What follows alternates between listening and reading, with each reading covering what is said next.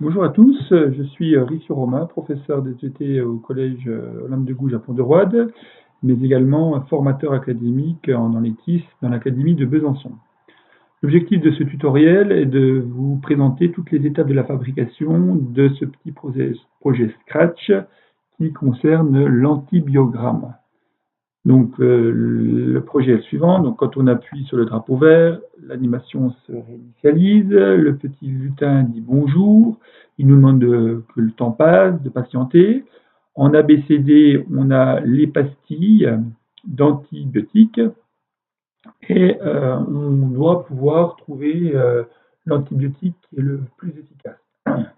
Donc le lutin nous pose la question, est-ce que c'est le A, le B, le C ou le D? En blanc, alors dans ce cas-là, le hasard a fait que les 4 antibiotiques ne sont pas très efficaces.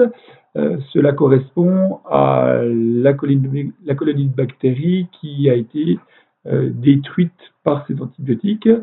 Donc là, la réponse normalement est la D. Si on fait une erreur, on sait, le programme va nous détecter cette erreur. Donc il me demande si c'est bien le C qu'on a répondu et il me dit que j'ai rien compris.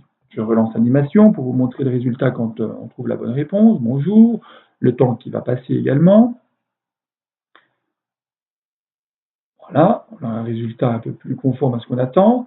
Donc là, la colonie de bactéries qui a le plus été attaquée par l'antibiotique, c'est la partie l'antibiotique D qui est le plus efficace. Donc je réponds réponse D.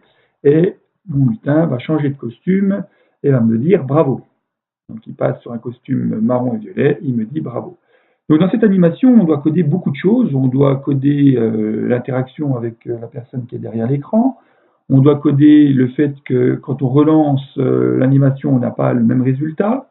On ne doit pas avoir deux pastilles qui ont la même efficacité pour qu'une seule réponse soit possible. Alors dans la réalité, c'est un point d'erreur. Hein. Dans la réalité, il peut y avoir deux pastilles qui ont exactement la même efficacité. Mais dans le cas de ce programme, il faut qu'on puisse trouver laquelle est la plus efficace. Et puis, il faut coder tous ces lutins qui vont interagir et créer toutes ces lignes de code dans Scratch qui vont permettre de faire toute l'animation. Je ferme donc cette animation.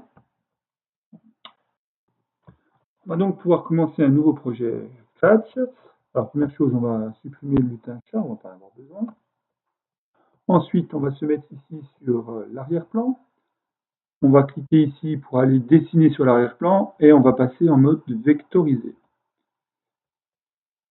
On va tracer un cercle qui va correspondre à notre boîte de pétri. On peut colorer cette boîte avec une couleur assez pastel qui va correspondre à la colonie de bactéries qui a rempli cette boîte. Ensuite, on peut écrire le titre de notre fond qui correspond à notre projet. Ici, antibiogramme.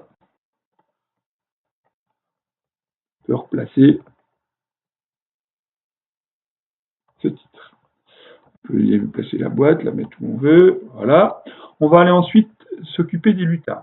Alors, les lutins, il va nous en falloir trois grandes sortes. Les lutins qui correspondent aux pastilles d'antibiotiques, les lutins qui correspondent aux bactéries qui sont détruites grâce à l'antibiotique, et le lutin qui correspond aux magiciens. Alors, je vais essayer de faire pour que ça colle avec l'animation que je vous proposerai aussi dans le site académique sous forme de PDF, en explication PDF. Je vais faire pour que les lutins aient le même nom que ceux que j'avais choisis dans l'animation. Donc le lutin 1, on va créer un nouveau lutin ici. Donc on prend le petit pinceau pour le créer. On a la fenêtre qui est là, je peux zoomer un petit peu. On va créer, et on passe en mode vectorisé, on va créer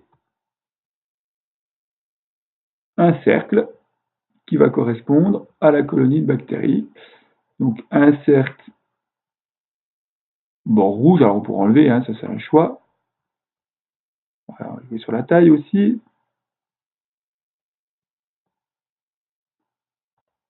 Voilà, on peut vérifier que c'est un cercle qui est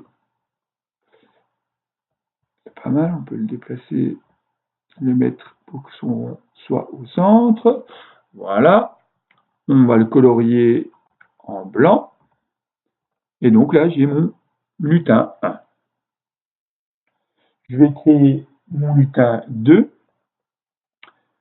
Donc là, je crée un nouveau lutin, mon lutin 2, qui va être la pastille de l'antibiotique. Donc la pastille d'antibiotique, c'est un cercle plein. Alors je vais d'abord faire un cercle vide pour pouvoir le centrer correctement. Voilà, hop. Ah, je passe en mode vectorisé. Je crée un cercle évidé. Voilà, comme ça je peux le centrer par rapport à la croix. Alors on a un bouton pour centrer aussi, hein, ici. On peut axer grâce à ça. Bon, là c'est mieux de le placer ici en étant vide, on passe bien. On peut lui choisir une couleur, donc ouais, je vais le colorier en violet, il va être violet. Et puis je vais lui mettre une lettre qui va correspondre à la lettre de l'antibiotique. Ah. Je place cette lettre ici. Voilà. Donc là, j'ai ma pastille antibiotique et j'ai ma colonie. Donc ici, je vais superposer l'un et l'autre. Donc je vais placer, par exemple, la pastille A là, et je vais superposer celle-là. On voit que la colonie, elle a déjà agi.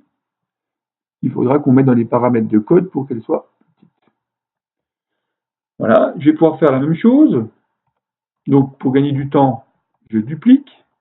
Il me donne mon lutin 3, je duplique. Ce qui me donne mon lutin 4, sauf que le lutin 4, je vais lui donner une autre lettre. Hop, B. Voilà, je vais aller placer correctement mes deux pastilles. Voilà, je vais dupliquer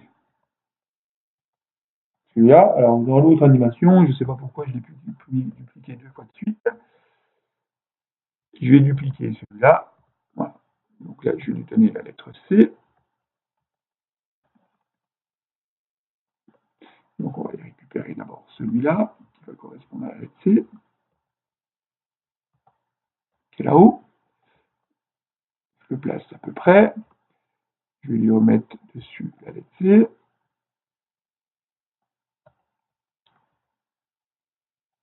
Je vais placer celui-là. Je vais dupliquer. Et je vais appeler cette fois-ci D. J'ai ma lettre D pour mon antibiotique D. Voilà. Je le place. Je vais mettre la pastille un peu plus au centre, pour que ça déborde de la boîte. Voilà. Dernier lutin que je dois importer, celui-là est déjà tout fait. Je vais ici choisir un lutin de la bibliothèque. La bibliothèque va s'ouvrir et parmi les lutins qui sont dans la bibliothèque déjà pré-conçus, je vais pouvoir choisir mon lutin. Alors tu lui veux, hein, moi j'ai pris le magicien, mais vous pouvez en prendre un autre. On peut faire parler ici le scaramée. Alors, ça rame un peu. Beaucoup de logiciels qui sont en route. Voilà. Donc ici ça a chargé. Hop, j'ai cherché mon lutin magicien. Et je mets OK. Voilà, j'ai tous mes lutins. Je peux le positionner ici. Je vais le faire subir une transformation. Je veux qu'il soit dans l'autre sens. Donc j'appuie sur le bouton qui est là. Voilà. Je veux même qu'il soit un peu plus petit.